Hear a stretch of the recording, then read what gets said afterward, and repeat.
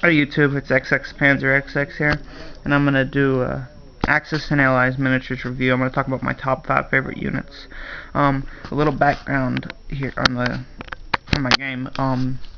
I play as the Axis, which means I get all Germans, Finnish, Japanese, Italian, etc. And my opponent, he plays as the Allies, which means he gets all Russians, Americans, British, French, etc., etc. Anyway, I'm going to talk about my top 5 favorite units. As I said, I'm Axis, so these are all going to be Axis. Number 5 would have to be the Nebelwerfer 42. This is an artillery piece. So it has the standard defense and speed of artillery, the movement speed of 2 on the attack phase, and the defense of 3. However, this is one of the few units that is not a anti-tank artillery piece. This is anti-infantry. So what I like to do with this thing is I'll keep it in support with infantry, maybe put it in a town or something and support it with the infantry. And it has rocket salvo ability, which can be really good. You can declare rocket salvo once a game, I think, and it'll attack whatever hex you choose, and also the adjacent hexes, any enemies in those adjacent hexes. But they'll also attack allies, so you gotta be careful with that. Right, number 4, and a lot of you are going to be like, what? Why did you choose that? But I'll explain that. Is the Panzer III Alpsef. Panzer Alpsef 3. Yeah, sorry. And the reason this is my 4th favorite is, well, it's not very tough. It has a defense of 3, and it's decently powered. It's not a light tank, and it's not a medium tank, even though it's registered as a medium. It's like a light medium. But anyway, this is an excellent infantry support vehicle.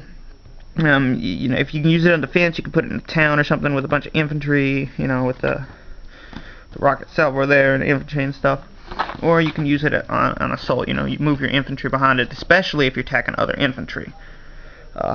You can use it. And if you have like 2 or 3 of these things, they could be really good on the flank. Plus it has the smoke screen ability, which means it can't be attacked for 1 turn.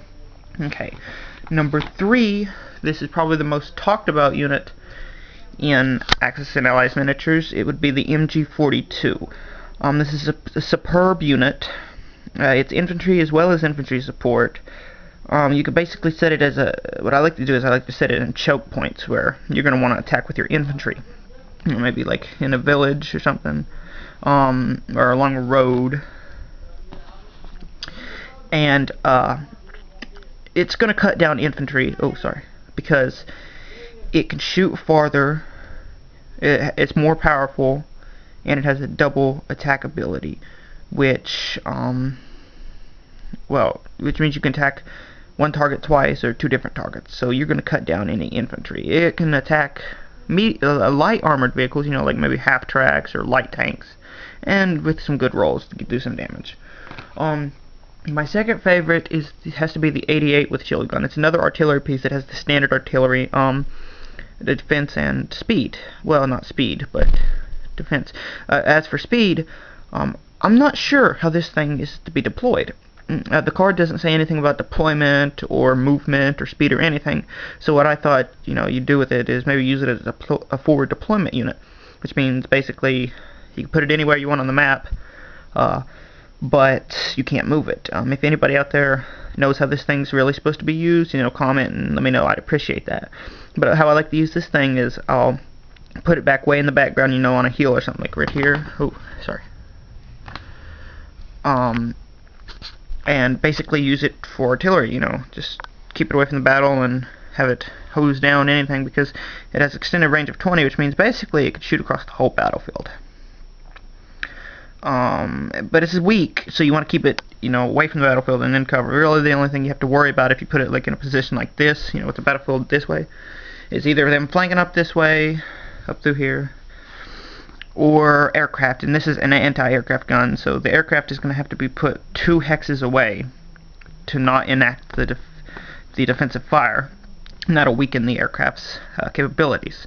Right. My favorite is probably the most controversial, debated unit in Axis and Allies. It's the King Tiger. A lot of people are like, oh, the Tiger one is better. When I first saw the King Tiger, I thought the Tiger one would be better. But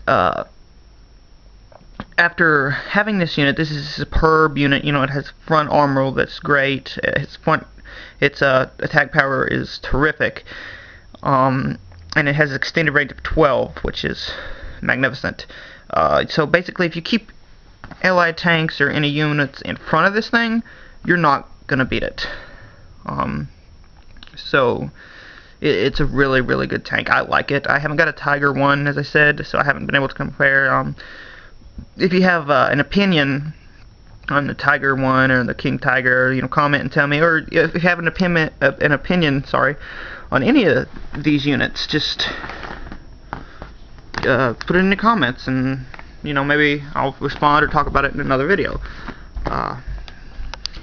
And if you'd like, you could send me videos of your Axis and Allies and compare and stuff. It's up to you. But that's my top 5. Here they are.